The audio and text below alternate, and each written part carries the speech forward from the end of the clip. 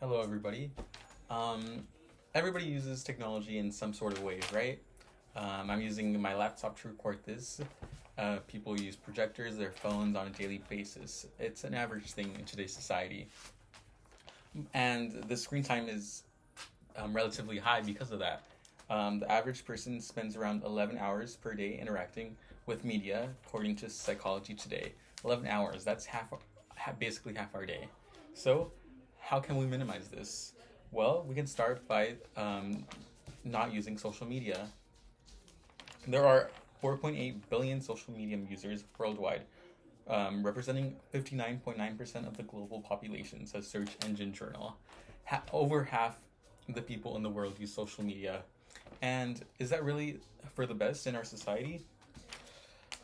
Today, in this speech, I'm going to be explaining why halting the use of social media will benefit not only everybody as a society, but also our own mental health.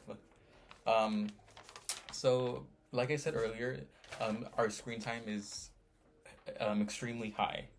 The average person spends 2 hours and 24 minutes on just on social media alone. So 2 hours, and just put it in perspective, a person only spends about 30 minutes a day exercising. So when you could be, I don't know, spending your time exercising, spending your time with your family, spending your time doing productive, people spend 2 hours out of their day on social media, whether it be Instagram, TikTok, Snapchat. Everybody is on social media for about 2 hours. And I know for the younger generations, it's extremely higher.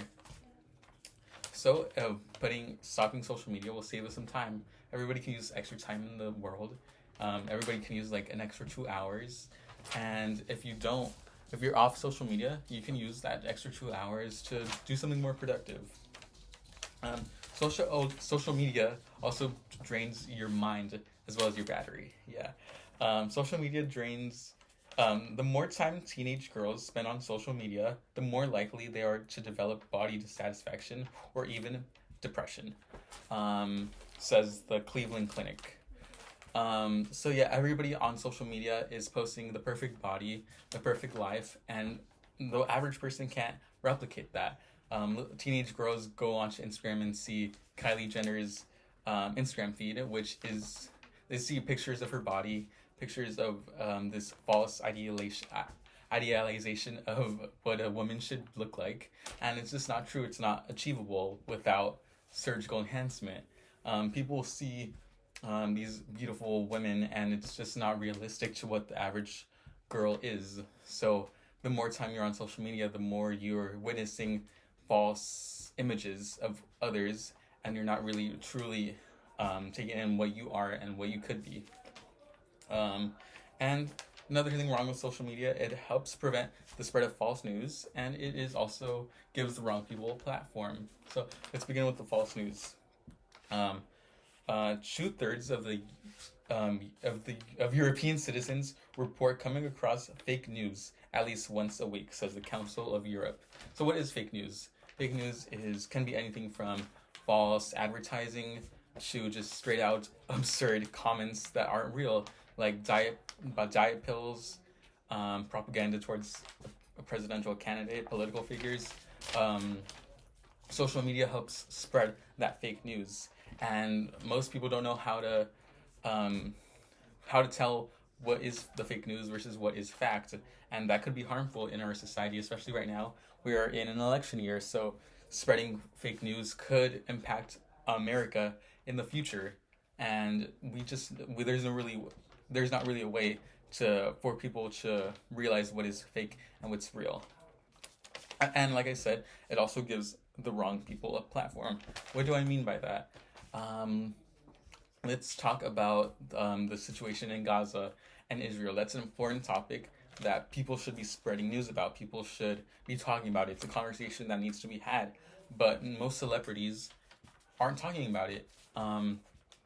Selena Gomez is the second most followed person on Instagram, and she's only talked about the situation once, saying that it is not her place to talk about it.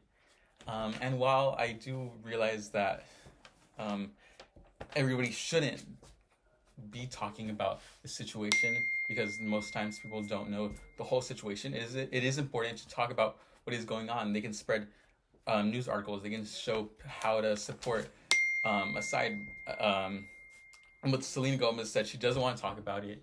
She said that it's against her nature and that she doesn't want like war and fighting and pain. But the silence is bringing more pain. The silence that she's bringing to the millions of people. She has almost 200 million followers on Instagram. So the people that could be viewing it aren't. And it also gives a bad platform to people like Donald Trump. Donald Trump has a Twitter. Everybody remembers the Twitter rant and escapades he went through shortly after his election. So it just gives the wrong people platform. So do you really want people with such big platform should be running around saying anything without any restriction? That's something we need to talk about. So just to restate my thesis, social media warrants a bad mental health. It allows people to spend what little time they have on this earth doing things that really won't improve their life in the future, and just gives the wrong people a platform when there are other more deserving people who just can't receive that platform. And I'd like to finish this off with a question. When you are on your deathbed, when you're leaving this earth, do you want to think about the times, the number of liked posts, the number of likes your post got? Do you want to talk?